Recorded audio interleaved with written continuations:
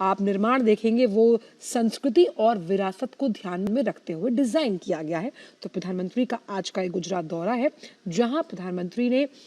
जो सूरत हवाई अड्डे का एकीकृत टर्मिनल भवन है उसका उद्घाटन कर उसे राष्ट्र को समर्पित किया है। स्थानीय संस्कृति और डिजाइन से प्रभावित ये सूरत का एकीकृत टर्मिनल भवन है, जिसे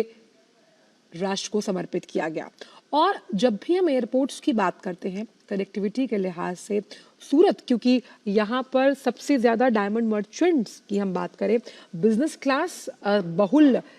ये सूरत है और यहाँ पर आवाजाही जो है वो ज्यादा रहती है, खास तौर पर तमाम अगर हम एयर ट्रैफिक की बात करें। उस लिहाज से आज का दिन सूरत वासियों और राष्ट्र के लिए अहम, जब प्रधानमंत्री ने इस हवाई अड्डे के नए एकीकृत टर्मिनल को राष्ट्र को समर्पित किया। और किसी भी राज्य या फिर किसी भी प्रदेश की पहचान खास तौर पर उसकी कनेक्टिविटी से होती है, चाहे वो रोड की हो, रेल की हो या फिर एयर कनेक्टिविटी। और सूरत एयरपोर्ट जो है वो अपने आप में बिजिएस्ट होने के साथ साथ जो उसकी यात्री संख्या है, यानी कि एयर ट्रैफिक में लगातार हमने इजाफा होते हुए देखा। आप ये मान के चलिए कि 1200 घरेलू यात्री और 600 अंतर्राष्ट्रीय यात्रियों के संभालने की क्षमता है। और इसमें जब आप व्यस्त घंटों की बात करते हैं तो ये संख्या 3000 तक भी पहुंच जाती है और वार्षिक प्रबंधन की क्षमता 55 लाख यात्रियों तक बढ़ी है। तो उस लिहाज से ये जो एकीकृत टर्मिनल है ये सूरत को एक खास तौर पर सूरत के पर्यटन, सूरत की जो हम कह सकते हैं आर्थिक गति है, उसको एक नया आयाम देगा। और प्रधानमंत्री यहाँ पर समझते हुए कि किस तरह से इसका निर्माण किया गया, आप देख सकते हैं अलग अलग जो एयरलाइन कंपनीज हैं उनके वहाँ काउंटर्स बनाए गए हैं।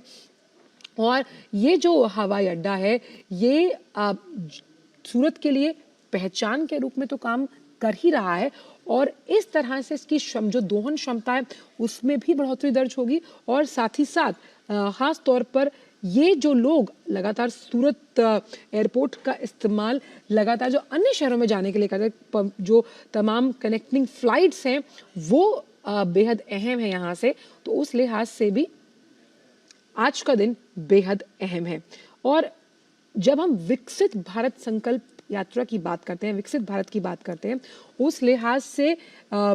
ये जो सूरत एयरपोर्ट है ये अलग पहचान रखता है, क्योंकि इस टर्मिनल पर लगातार हर रोज यात्रियों का आवागमन होता है और यात्रियों के आवागमन को सुगम, सुलभ सुनिश्चित करने के लिए और उनकी यात्रा में समय कम लगेगा कि जिस तरह से कई मॉडर्न टेक्निक्स और मॉडर्न फैसिलिटीज के साथ इस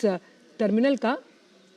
जो उद्घाटन किया गया है। और सूरत को हमेशा से डायमंड सिटी के नाम से जाना जाता है, ड्रीम सिटी मानी जाती है डायमंड सिटी के रूप में, क्योंकि यहाँ पर बिजनेस के लिहाज से, पर्यटन के लिहाज से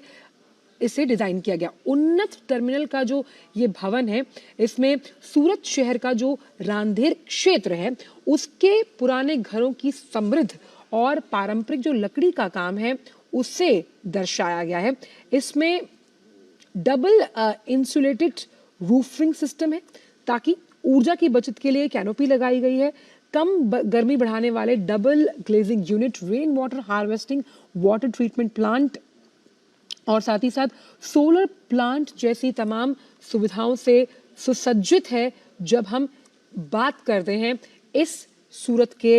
एकीकृत टर्मिनल की, तो आप देखिए 1200 डोमेस्टिक पैसेंजर्स, 600 से ज्यादा इंटरनेशनल पैसेंजर्स संभालने की क्षमता है। और यहाँ पर हमें ये समझना होगा कि सूरत हवाई अड्डे का जो ये नया टर्मिनल है इसे गृहा 4 मॉडल के तहत बनाया गया है। इस मॉडल की खास बात ये है कि कैसे जब हम ऊर्जा बचत की बात करते हैं, साथ ही साथ हम बात करते हैं रूफिंग सिस्टम को मजबूत बनाने की, हम बात करते हैं कि सोलर प्लांट जो है उससे बिजली की खपत को कम करने के लिए और वैकल्पिक व्यवस्था है ये, पर्यावरण के लिहाज से भी इस पूरे एयरपोर्ट को अनुकूल बनाया गया है। और क्योंकि हम यहाँ पर बात कर रहे हैं बार बार संस्कृति की, तो सूरत शहर का जो रांधेर क्षेत्र है जहाँ पर लकड़ी के काम से उस क्षेत्र की पहचान है, तो आप समझिए कि वहाँ के जो पुराने घर हैं उन्हें उनकी समृद्धि और साथ ही साथ उसके पारंपरिक लकड़ी के काम को दर्शाते हुए इस पूरे एयरपोर्ट का निर्माण किया गया, क्योंकि इंटरनेशनल पैसेंजर्स की आवाजाही भी इस एयरपोर्ट पर होती है, तो वो भी भारत की संस्कृति से रूबरू हो जाएं, उनकी पहचान उनसे हो। उस लिहाज से ये हवाई अड्डा उस एक भारत श्रेष्ठ भारत की भावना को भी परिलक्षित करता है, अंकित करता है। और क्योंकि यहाँ पर हम वाटर ट्रीटमेंट प्लांट की बात कर रहे हैं, रेन वाटर हार्वेस्टिंग, देखिए एयरपोर्ट भले ही शहर के लोगों के काम को गति दे, आर्थिक प्रगति का रोल अपनाए, लेकिन आप देखिए पर्यावरण के लिहाज से भी इसे अहम तरीके से डिजाइन किया गया। विशाल बैरिस्टर हमारे साथ जुड़ गए हैं। विशाल, जिस एयरपोर्ट टर्मिनल का सुबह से हम जिक्र कर रहे थे, आखिरकार उसे राष्ट्र को समर्पित किया है प्रधानमंत्री ने, जहां पर हम यात्रा को सुगम बनाने की बात कर रहे हैं, इस टर्मिनल में पर्यावरण के अनुकूल भी वो सारी सुविधाएं दी गई हैं।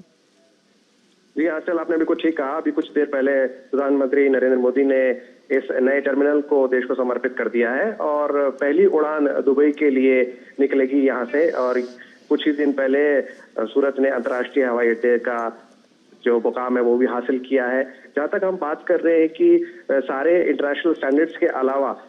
यहाँ पर एनवायरनमेंट को भी ध्यान में रखा गया है। आपने रेन वाटर हार्वेस्टिंग की बात करी, सोलर एनर्जी की हमने बात करी, डबल इंसुलेटेड ये है। और इसके अलावा जहाँ जहाँ नए टर्मिनल बन रहे हैं, प्रधानमंत्री हमेशा वोकल फॉर लोकल रहे हैं और लोकल टू ग्लोबल की बात वो करते रहे हैं। तो यहाँ के जो फसाड्स हैं वो यहाँ पर सूरत का जो इलाका है रांदेर, उस पर बने हुए हैं। यहाँ का जो रांदेर इलाका है उसके जो ट्रेडिशनल क्राफ्ट्समैन हैं वो बड़े स्टाइलिश जो थे वो लकड़ी के घर बनाते थे और उसका फसाड का लुक यहाँ पर दिया गया है, ताकि जब यहाँ पर डोमेस्टिक और इंटरनेशनल पैसेंजर्स आए तो वो यहाँ की जो रिच वुड वर्क है वो उसका उनको देखने को मिले। और इसके अलावा जो यहाँ पर ट्रेडिशनल क्राफ्ट है और मॉडर्न डायमंड पॉलिशिंग जो यहाँ पर होती है, क्योंकि सूरत को डायमंड और टेक्सटाइल सिटी भी कहा जाता है, तो उसकी भी झलक यहाँ पर एयरपोर्ट पे देखने को मिलेगी। और 4 जो फ्लोर्स हैं टर्मिनल के, उनको अलग अलग तरीके से सजाया गया है और कहीं पर आपको हीरे की चमक दिखेगी, कहीं पर आपको टेक्सटाइल का ताना बाना देखने को मिलेगा, कहीं पर आपको लोकल फोक आर्ट देखने को मिलेगा। तो ये तमाम चीजें इसलिए की जा रही हैं ताकि जो हमारा नया एयरपोर्ट बने, नए टर्मिनल बने, जो फॉरेन पैसेंजर्स आए वो आके यहाँ की कलाकृतियों को देखें और उससे हमारा जो टूरिज्म के साथ इकोनॉमी जो जुड़ती है उसको भी बढ़ावा मिले। आंचल, साथ ही क्योंकि विशाल हम यहाँ पर इस एयरपोर्ट का जब जिक्र कर रहे हैं, इस टर्मिनल में तमाम उन वैकल्पिक व्यवस्थाओं को भी शामिल किया गया, जैसे कि हम सोलर पावर प्लांट की बात कर रहे हैं, वाटर ट्रीटमेंट प्लांट है, यानी कि आर्थिक प्रगति तो हमारे दिमाग में है ही, प्रधानमंत्री और तमाम जिस तरह से वो फैसले लेते हैं, साथ ही साथ पर्यावरण को नुकसान ना हो, जिसके लिए भारत को लगातार एक फैसिलिटेटर के रूप में देखा गया है। जी बिल्कुल ठीक कहा आपने। और जैसे अभी हम बात कर रहे थे कोप की जो हुआ है दुबई के अंदर, और उससे पहले भारत पेरिस उसका